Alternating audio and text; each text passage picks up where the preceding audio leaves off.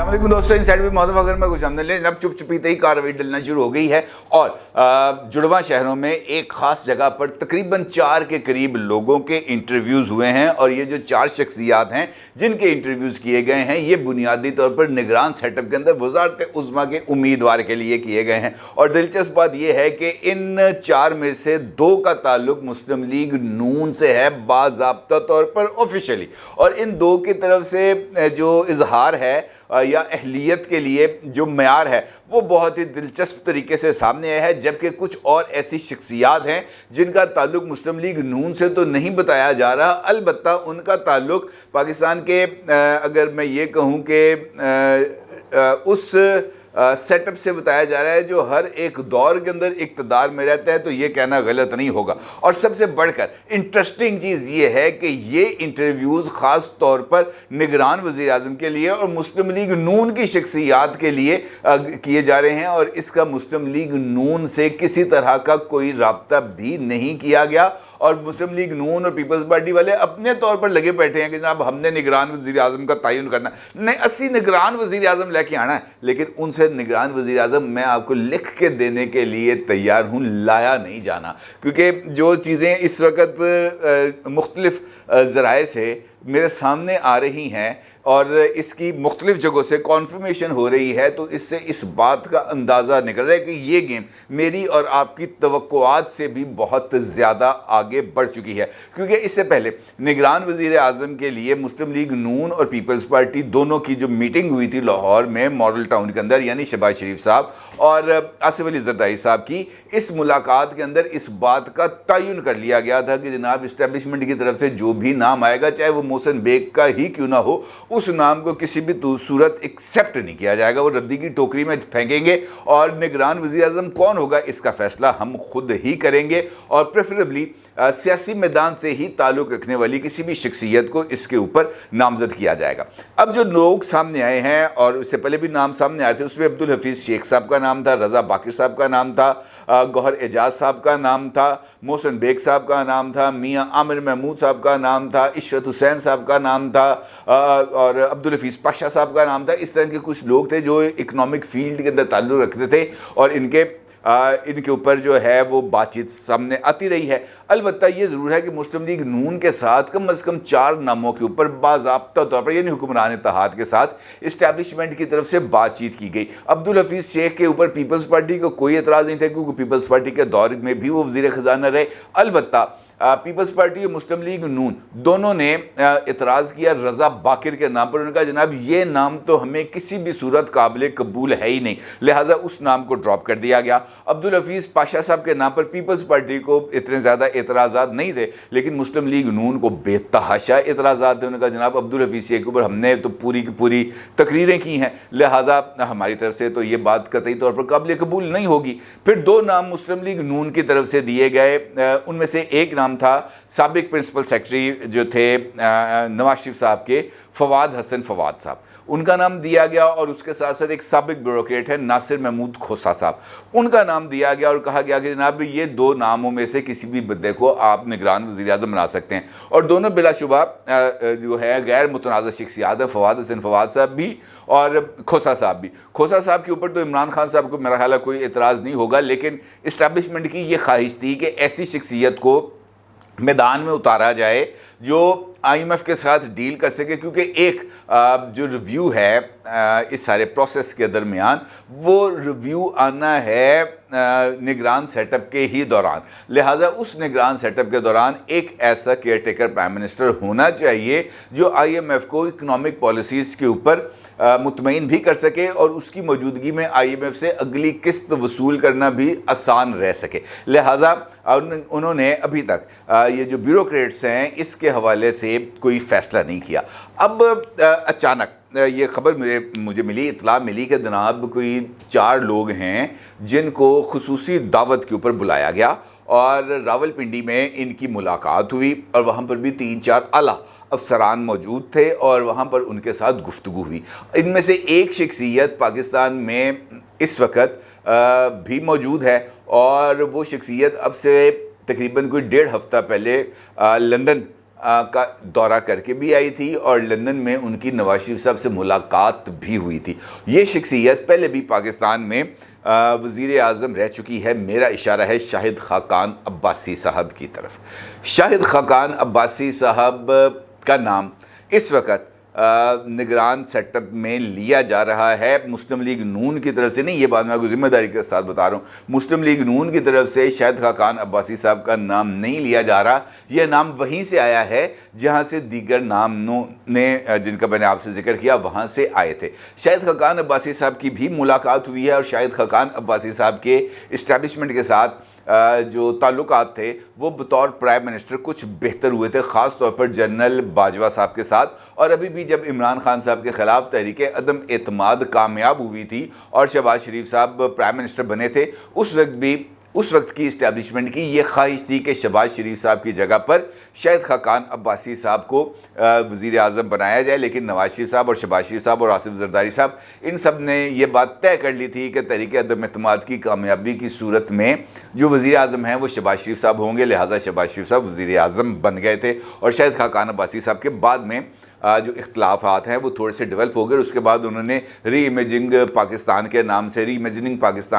ایک plate form بھی بنا لیا اور اس کے اوپر انہوں نے سیمینارز کا آغاز بھی کر دیا۔ شاہد خاقان عباسی صاحب گزشتہ کافی روز سے اس بات کا اشارہ دے رہے ہیں کہ وہ اگلا الیکشن نہیں لڑیں گے، اور ان کا یہ کہنا ہے کہ اگر ہم سسٹم کے اندر کسی طرح کی کوئی تبدیلی نہ لا سکیں تو پھر الیکشن لڑنے کا کوئی فائدہ نہیں ہے۔ البتہ یہ ضرور ہے کہ ان کا بھی ریسنٹلی، یعنی کل میرا خیال ہے،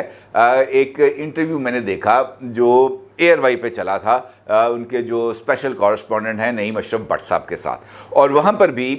جو کلپ میں نے دیکھے ہیں سوشل میڈیا پر، اس میں شاہد خاقان عباسی صاحب اسی بات کا اظہار کر رہے ہیں کہ جناب اگر آپ نے پریس کانفرنس سے کرا کر احتساب کو ختم کرنا ہے تو پھر بہتر ہے کہ یہ جو ہے نا احتساب کا نام ہی ہم مت لیں۔ اور ساتھ انہوں نے پھر اس بات کا ذکر کیا کہ میں نے اگلا الیکشن نہیں لڑنا۔ یقینی طور پر آپ کیسے لڑ پائیں گے جب آپ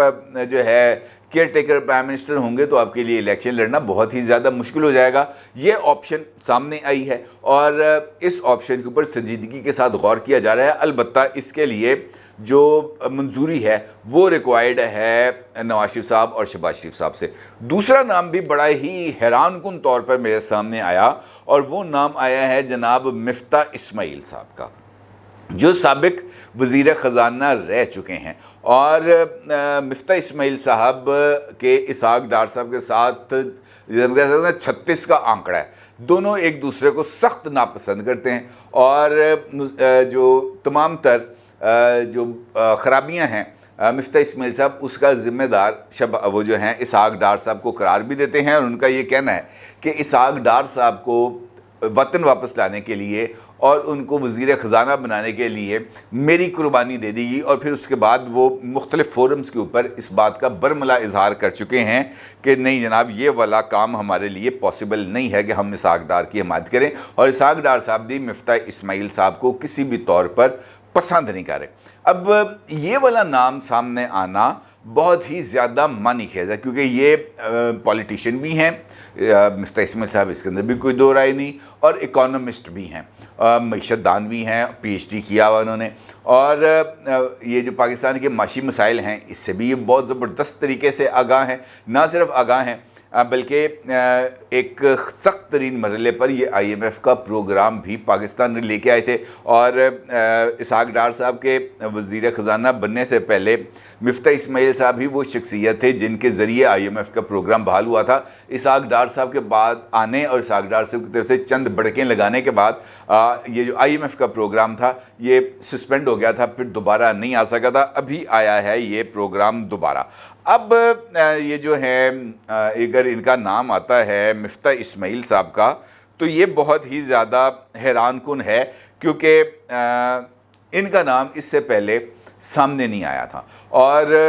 مفتاح اسماعیل صاحب کے لیے مسلم لیگ نون کے اندر دونوں کیفیات پائی جاتی ہیں، یعنی پسندیدگی کا بھی ان کے لیے ایک لیول موجود ہے۔ شہباز شریف صاحب پسند کرتے ہیں مفتاح اسماعیل صاحب کو، لیکن اسحاق ڈار صاحب کی وجہ سے نواز شریف صاحب ناپسند کرتے ہیں مفتاح اسماعیل صاحب کو، مریم صاحبہ بھی مفتاح اسماعیل صاحب کو شاید اتنا زیادہ پسند نہیں کرتی، لہٰذا مفتاح اسماعیل صاحب اس ساری سچویشن کے اندر ایک ایسے نام کے طور پر سامنے آئے ہیں جن کی قبولیت کے امکانات بھی موجود ہیں اور ان کے نام کو مسترد کیے جانے کے امکانات بھی موجود ہیں، یعنی 50-50 چانس ہے مفتاح اسماعیل صاحب کا۔ البتہ یہ بات ضرور ہے کہ اسٹیبلشمنٹ کی یہ خواہش ہے کہ نگران وزیر اعظم کے لیے کسی ایسے شخص کو ذمہ داری دی جائے جو معاشی طور پر پاکستان کے لیے بہتر ثابت ہو، اور ان کے نزدیک مفتاح اسماعیل صاحب اس والے میرٹ کے اوپر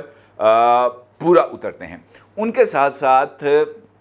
دو اور شخصیات ہیں جن کے نام آئے ہیں نگران وزیر اعظم کے لیے زیر غور، اور ان کے بھی کچھ ابتدائی طور پر انٹرویوز کیے گئے ہیں انہی مقامات کے اوپر جو اس سارے سلسلے کے اندر جسے ہم کہہ سکتے ہیں کہ مقبول ہے، پہچانے جاتے ہیں کہ نام ای لوگوں نے انٹرویو کرنے ہیں۔ اس کا مطلب یہ ہے کہ یہ جو چار لوگ جن کا میں نے آپ کے ساتھ ذکر کیا، فواد حسن فواد صاحب، ناصر کھوسہ صاحب، شاہد خاقان عباسی صاحب اور مفتاح اسماعیل صاحب، یہ چار لوگ اس وقت آلٹرنیٹو کے طور پر سامنے آ چکے ہیں۔ محسن بیگ صاحب کا نام اس میں سے نکل چکا ہے، اور اس کے ساتھ ساتھ عبدالحفیظ شیخ صاحب کے نام پہ بھی کاٹا لگ گیا ہے، رضا باقر صاحب کے نام پہ بھی کاٹا لگ گیا ہے پرائم منسٹر کے طور پر، اور گوہر اعجاز صاحب کے نام کے اوپر بھی لگ گیا ہے کاٹا۔ اس کا مطلب یہ ہے کہ آنے والے دنوں میں اس حوالے سے کچھ امپورٹنٹ پیش رفت ہونے کا امکان ہے، اور یہ جو نئی رساکشی شروع ہو چکی ہے نگران وزیر اعظم کے لیے، یہ کسی فیصلہ کن نتیجے پر پہنچنے سے پہلے کچھ اس کے اندر اونچ نیچ کے پہلو آنے کا امکان ہے، کیونکہ پولیٹیکل قیادت جہاں تک میری انفارمیشن ہے، جہاں تک میری رائے ہے، وہ اس موقع پر کسی طرح کا کوئی کمپرومائز